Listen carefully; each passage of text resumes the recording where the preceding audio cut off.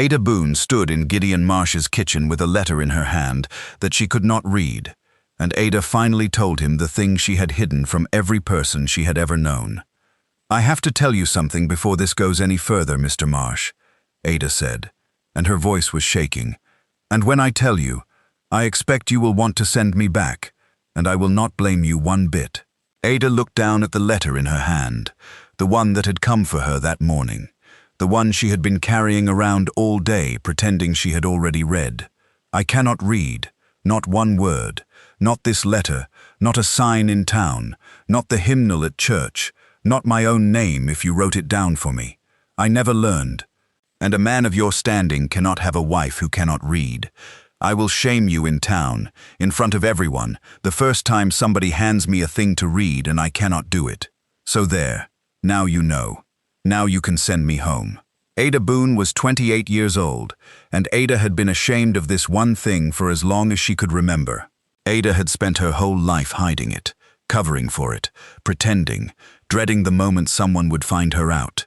And now she had handed the shame over herself, to Gideon Marsh, and she stood waiting for his face to change, the way faces always changed. But Gideon Marsh's face did not change the way Ada expected.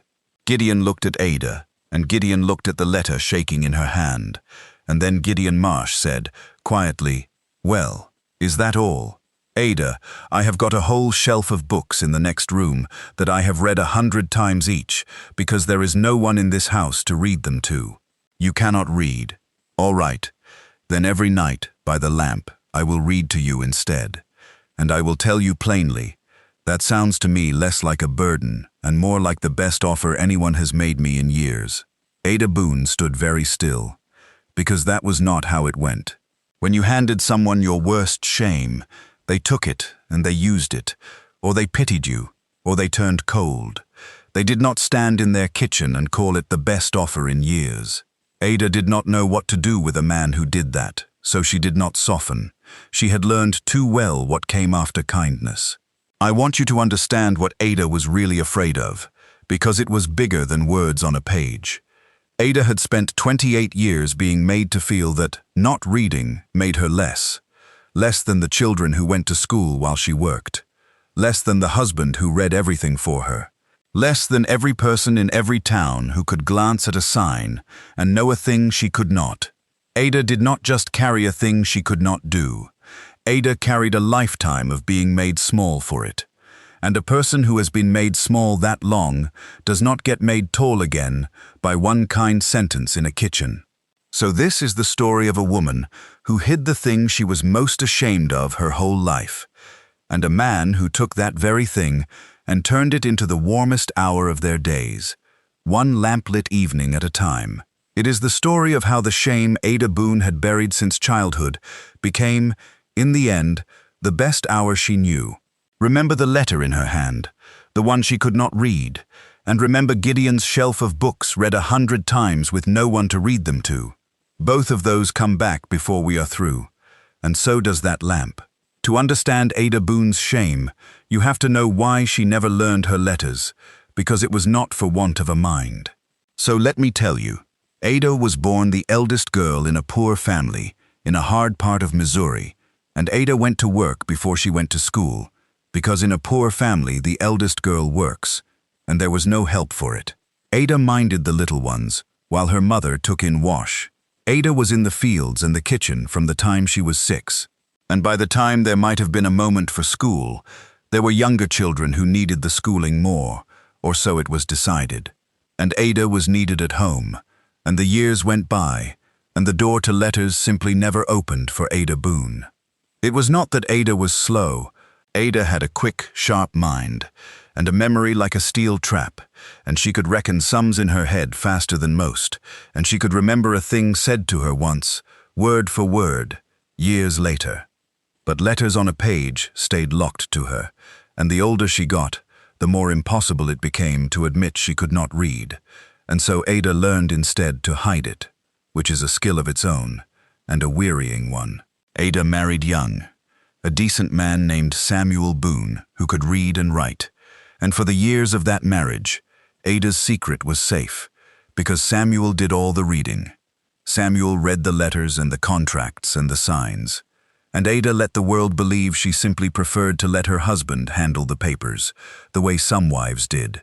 But then Samuel Boone died of a lung sickness, and Ada was a widow, and suddenly there was no one to read for her, and the world became, overnight, a place full of papers she could not manage, and signs she could not follow, and a shame that could be found out at any moment.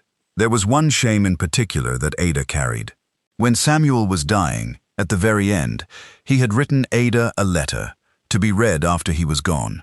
He had pressed it into her hands, and told her it said everything he had never known how to say out loud, and Ada had never been able to read it. Her own husband's last words to her, the everything he had never said, and Ada Boone could not read a single line of it. She had carried that letter for 2 years, unread, because she could not bear to hand it to a stranger to read aloud, and could not read it herself. And so Samuel's last words sat locked away from the one person they were meant for. Remember that letter. It is not the letter Ada carried to Gideon's kitchen, but it comes back, and when it does, it will matter more than any other page in this story. So that was the shame Ada carried to Nebraska, when a widow with no means answered an advertisement from a rancher near Cedar Falls, seeking a wife. Ada came west partly to start clean, and partly because a place where no one knew her was a place where her secret might stay hidden a little longer, and Ada had meant to keep hiding it. But she had found, in the weeks since she arrived, that she could not keep hiding it from Gideon Marsh, because Gideon Marsh was too kind and too observant, and hiding a thing from a kind, observant man is like hiding the sun, and Ada had decided she would rather confess it than be found out. Which is how she came to be standing in his kitchen with an unreadable letter, handing over her worst shame. Now let me tell you about Gideon Marsh, and about the shelf of books read 100 times with no one to read them to, because Ada did not understand what her confession sounded like to him at all. Gideon Marsh was 34, and Gideon ran a good ranch, and Gideon Marsh loved books more than any man in Cedar Falls, and the reason why was his mother. Gideon's mother had been a school teacher before she married, and she had raised Gideon in a house full of books, and every night of Gideon's childhood, his mother had read to him by the lamp. It was Gideon's warmest memory, warmer than any other, the two of them by the lamp, his mother's voice carrying him off into a story. His mother had read him everything, but there was one book above all, a thick, worn volume of old tales that had been her own mother's, that she read from most often, and that Gideon knew nearly by heart. Gideon's mother had died some years before, and Gideon had inherited her books, and her worn book of tales sat on his shelf. And here was the thing Ada did not know. Gideon Marsh, for years, had had a house full of his mother's books, and no one to read them to, and no one to read them to him, and the reading aloud that had been the warmest thing in his childhood had gone silent in his house. Because reading aloud is a thing you do with someone, and Gideon had had no one. So when Ada Boone stood in his kitchen and confessed, in shame, that she could not read, and braced to be sent away, Gideon Marsh heard something entirely different from what Ada thought she was saying. Gideon heard a chance to light the lamp again, and read aloud again, and fill his quiet house with the warmest sound he knew. Ada thought she was confessing a lack. Gideon heard her offering him back the thing he had missed most. They began that very night. Ada had confessed in the afternoon, braced to be sent home, and instead, after supper, Gideon Marsh took down a book from his shelf, and lit the lamp, and pulled a second chair close to his own, and said, "Sit, we will start tonight. There is no sense in wasting a good evening." Ada sat, stiff and uncertain, sure this was some kindness that would wear off, the way kindnesses did. And Gideon Marsh opened the book, and began to read. And Ada Boone, who had spent her whole life locked out of the world of books, was let inside it for the first time, by lamplight, in a warm kitchen, by a low, steady voice. The book Gideon chose that first night was his mother's book of old tales, the thick, worn one, though Ada did not yet know what it meant to him. Gideon read her the first tale, and Ada, who had a quick, sharp mind, and a memory like a steel trap, and had simply never been given anything to feed them, sat spellbound. Because a story read aloud does not need letters. A story read aloud only needs ears, and Ada Boone's ears had been starving for years without her knowing it. By the end of the first tale, Ada had forgotten to be stiff and had leaned in toward the lamp, and when Gideon closed the book for the night, Ada said, before she could stop herself, "What happens to them after, in the next one?" And Gideon Marsh smiled and said, "That we will find out tomorrow night." And so the nightly reading began, and it became, exactly as Gideon had promised, an hour by the lamp, every single night. And I want to tell you what that hour did, because it was more than Ada had bargained for, and more than she had any defense against. The hour undid Ada's shame, slowly, night by night, because in that hour, Ada was not a woman who could not read. In that hour, Ada was a woman being read to, which is a different and older and warmer thing entirely, as old as mothers and children, as old as firelight. Gideon never once made Ada feel her not reading. He simply read, and she listened. And the shame that Ada had carried her whole life had no place to stand in that lamplit hour, because in that hour her not reading was not a lack. It was the reason for the warmest part of the day. And the hour did something to Gideon too, which Ada began, slowly, to notice. Gideon Marsh, reading aloud by the lamp, looked like a man who had come home to something. Ada did not understand it at first, but she saw that Gideon looked forward to the hour as much as she did, maybe more, and that when he read, especially from the worn book of tales, there was something in his face that was not about Ada at all, something further back and deeper. Ada did not ask, but Ada noticed, and the noticing planted a question in her that would be answered later. There came a night, a few weeks in, when Gideon closed the book and, instead of saying good night, he set it aside and took out a slate. And Ada went stiff because she thought, here it comes. The pitying, the lesson, the being made small. But Gideon did not make her small. Gideon wrote a single letter on the slate, a large clear A, and he said, "This one is easy, because it starts your name. Ada, this is the first letter of you." And he did not push, and he did not turn it into a lesson with a right and a wrong. He just showed Ada the letter that started her name, one letter, on one night, and then he put the slate away and said good night. The next night he read a tale, and at the end, one more letter. The night after, a tale, and one more. Gideon never made it a school. He never made Ada feel tested or slow. He simply slipped one letter into the warm hour, each night after the reading, the way you might slip a single sweet to a child, so that it was always a gift and never a chore.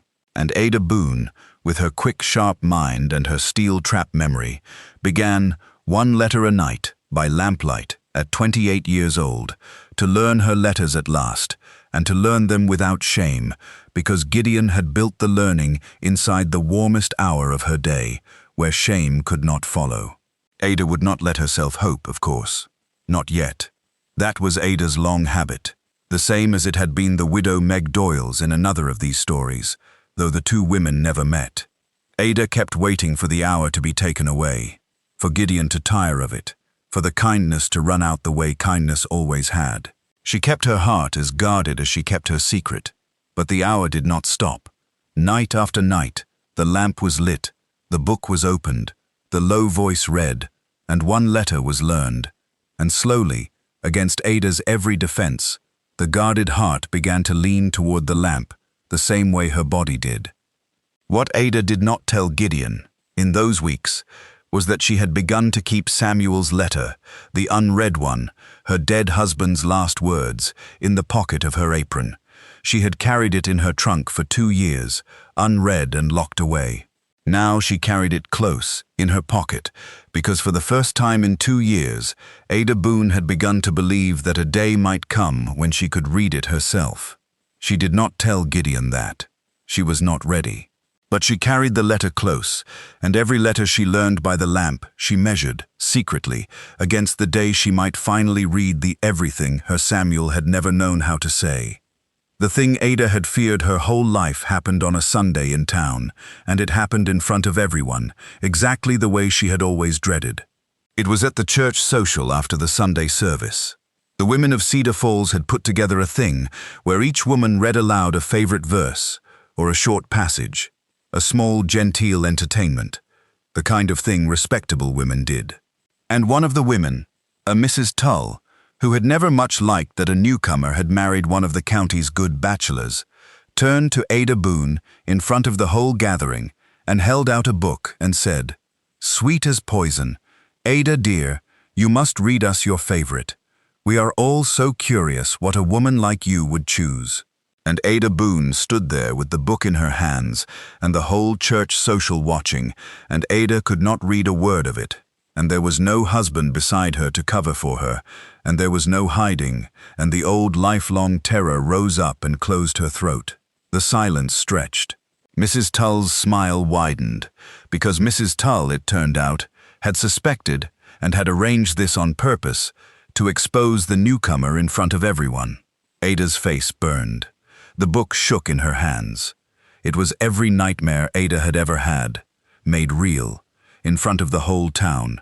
And then Gideon Marsh crossed the room. Gideon had seen it happen from across the social, had seen the trap for exactly what it was. And Gideon Marsh came and stood beside his wife, and Gideon did a thing that Ada Boone would remember for the rest of her life. Gideon did not take the book and read it for her, which would have covered the shame but confirmed it. Instead, Gideon Marsh turned to the whole gathering, and Gideon said, in a clear voice that carried, "My wife does not read, Mrs. Tull. She never had the chance to learn, because she went to work as a child so her family could eat, which is more than most of us in this room ever had to do. She is learning her letters now, at my kitchen table, a little every night, and she is quicker at it than I would be if I tried to learn a thing new at her age. I am prouder of her than of anyone in this room. Now, did you have a verse you wanted read, or did you only want to watch a good woman squirm?" The church social went very quiet, and Mrs. Tull, who had expected to expose a shameful secret and instead had been handed a portrait of a woman who worked as a child so her family could eat, found she had nowhere to stand, and went red, and found somewhere else to be. And Gideon Marsh took Ada's arm, and did not hurry her out like a thing to be hidden, but walked her, slow and proud, through the whole gathering, so that everyone could see that the rancher was not ashamed of his wife, not even a little, not even here. But the damage, the old damage was done, at least in Ada's own heart.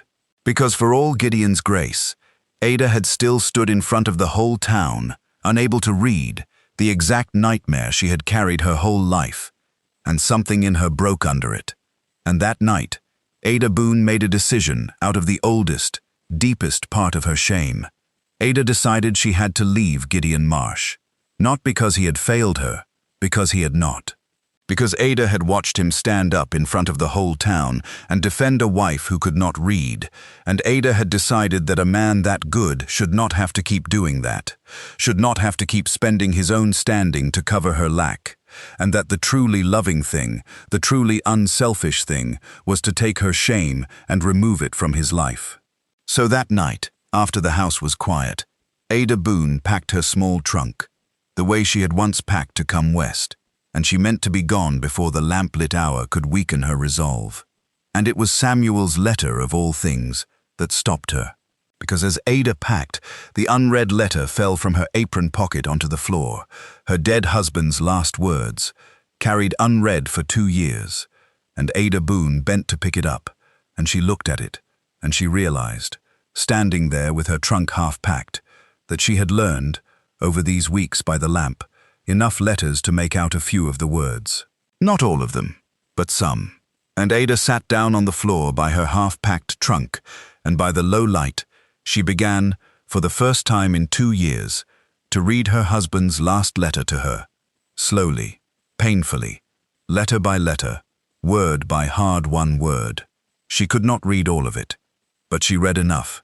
She read Samuel's opening, which said, "My Ada." And she read, further down, a line that she pieced together slowly and that stopped her breath, a line where Samuel had written that the thing he most regretted, at the end, was that he had done all her reading for her instead of teaching her, because he had liked being needed, and he saw now that he should have given her the letters themselves, so that she would never be locked out again, so that she would never be at anyone's mercy. "I should have taught you," Samuel had written. "Forgive me that I kept it for myself." Ada Boone sat on the floor and wept, because her first husband, at the very end, had wished he had given her exactly the gift that her second man was giving her now. 1 letter a night, by the lamp. Gideon Marsh found Ada on the floor near midnight, beside her half-packed trunk, with the old letter in her hands and her face wet. And Gideon did not ask about the trunk. Gideon sat down on the floor beside her and waited, the way he had learned to wait. And Ada told him everything. She told him about Samuel's letter, carried unread for 2 years, her husband's last words locked away because she could not read them and could not bear to hand them to a stranger. And she told him what she had just read in it, tonight, by her own eyes, for the first time. That Samuel had wished, at the end, that he had taught her, instead of doing all her reading for her, so that she would never be locked out or at anyone's mercy again. "And that is you," Ada said, through her tears. "That is what you have been doing, every night, by the lamp. The thing my first husband wished he had done and never did. You have been giving me the letters themselves, so I would never be locked out again. And tonight I stood up in that church and could not read, in front of the whole town, and I decided I had to leave you, so you would not have to keep spending yourself on a wife who shames you. I was packing to go. That is what this trunk is." And Gideon Marsh looked at the half-packed trunk, and looked at Ada, and Gideon said the thing that finally reached her. "Ada, listen to me. You have got it exactly backward, the same as you have had it backward since the day you stood in my kitchen and called yourself a shame. You think the reading hour is me spending myself on your lack. Let me tell you what that hour actually is." Gideon's voice was low. "My mother read to me by the lamp every night of my childhood, and it was the warmest thing I ever knew, and when she died, the reading stopped, and my house went quiet for years. I had a shelf of her books and no one to read them to, and no one to read them with, and I missed it more than I ever told a living soul. And then you came, and you could not read, and you handed me that like it was the worst thing about you. Ada, you gave me back the lamp. You gave me back the reading. You gave me back the warmest hour of my whole childhood that I thought had died with my mother. That hour is not me spending myself on you. That hour is the thing I had lost, and you handed back to me without even knowing you were doing it." Then Gideon Marsh said the words Ada Boone would keep for the rest of her life. "You keep thinking the thing you cannot do makes you less. I need you to hear how I see it. Because you could not read, my lamp is lit again. Because you could not read, my mother's books are open again, and her voice, in a way, is in this house again, because I read them the way she read them to me. There is not a man alive who is ashamed of what gave him back the warmest thing he ever had. Do not leave me, Ada. Unpack that trunk. There is a tale we did not finish tonight, and I have grown very used to reading it to you." Ada Boone unpacked the trunk. Of course she unpacked the trunk. And from that night, the reading hour was no longer, in Ada's mind, a kindness she waited to see run out. It was a thing the two of them made together, every night, by the lamp. She who had been locked out of books her whole life, and he who had lost the reading of them, each giving the other back the thing they had missed most. And Ada kept learning, 1 letter a night, then 2, then whole words, then whole lines, because a quick, sharp mind fed at last learns fast. And there came an evening, some months on, when Ada Boone took the book from Gideon's hands at the lamp and said, "Tonight I will read to you." And Ada read, slowly and with mistakes, and with Gideon's hand over hers pointing at the hard words. But she read, aloud, by the lamp, a thing she had been told her whole life she was too little and too slow and too late to ever do. And Gideon Marsh listened to his wife read to him by lamplight, and it was, he said afterward, the finest thing he ever heard read in that house, finer even than his mother's voice, because it was the sound of a locked door, finally finally opening. Ada Boone learned to read. It took time, the way learning a thing late takes time. But Ada had a quick, sharp mind and a steel-trap memory, and a man who lit the lamp every night without fail. And in the end, Ada Boone read as well as anyone in Cedar Falls, and better than most, because she had come to it starving and never once took it for granted. The first thing Ada read all the way through, by herself, cover to cover, was Samuel's letter, her first husband's last words, the everything he had never known how to say. She read it alone one afternoon, and she wept over it, and then she folded it away, at peace at last, because the letter had waited 2 years to be read, and had finally reached the one person it was meant for. And Ada was grateful, in a way that surprised her, to both her husbands at once, to the first for wishing he had taught her, and to the second for doing it. Remember Gideon's mother's book of old tales, the thick, worn one that had been the warmest thing in his childhood. Ada came to love that book as much as Gideon did, and the two of them read it together so many times over the years that they could both have recited it in the dark. And when, in time, there were children in the house, Ada Boone read to them by the lamp, every night, in her own voice, out of that same worn book, the way Gideon's mother had once read to Gideon, so that the reading his mother started was carried on by a woman who had once been locked out of books entirely, which is a kind of circle that I find almost too fitting to be true, except that it is. The church social never troubled Ada again. Mrs. Tull, for her part, was never quite able to look Ada in the eye after the day Gideon defended her, and in time Ada could even feel a little sorry for her. In the easy way you can feel sorry for someone once they have lost all power to hurt you. And the lamplit hour never stopped. For the rest of their long life together, Gideon Marsh and Ada Boone kept the nightly reading, the hour by the lamp, sometimes him reading, sometimes her, sometimes the children, the warmest hour of every day. It had begun as Ada's worst shame, the thing she was certain would send her away, the thing she confessed, braced to be rejected for. And it had become the best thing in the house, the hour they all looked forward to, the hour that held them together. Ada Boone lived a long life, and read a great many books, and taught a great many people their letters in her turn. Always at a kitchen table, always without shame, always in the warm way she had been taught. And sometimes, closing a book by the lamp at the end of an evening, Ada would remember the day she stood in that same kitchen and wept that she could not read a word and would shame him in town.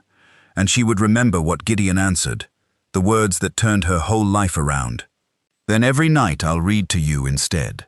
And Ada would look at the lamp and the book and the man and know that the thing she had been most ashamed of in all the world had turned out to be the very door through which all her happiness had come.